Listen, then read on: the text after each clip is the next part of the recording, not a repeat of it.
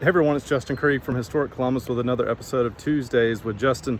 Today I'm down by the Chattahoochee River near Woodruff Park, checking out the floodwaters here on the Chattahoochee from the rains that we've had recently here in Columbus and to the north in the Chattahoochee watershed. But this is not the highest flood or most water we've had on the Chattahoochee in the recent past. And although we don't keep flood records at Historic Columbus, I did do some research mainly through the Ledger Enquirer to find some prior flood data. To my knowledge, this is probably the 19th highest level on record at 34.23 feet. As of yesterday, that was the high water mark. In 2015, there was a major flood event in December, and that was around 35 feet and change, so just about a foot higher than it is during this flood event.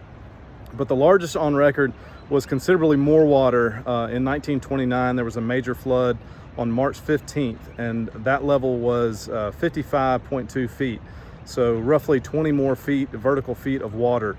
And it was there was so much water that it got up and flooded a good portion of downtown, as well as Golden Park, and started going up the outfield fence and flooded the stands. So it was a major flood event like Columbus hasn't seen in almost 100 years.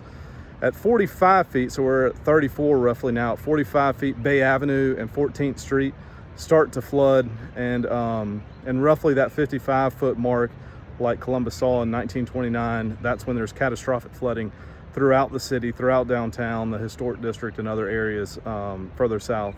But many of you likely remember a Tuesday video I did a number of months ago where I talked about the Dillingham Bridge floating downstream all the way to where Fort Benning is today.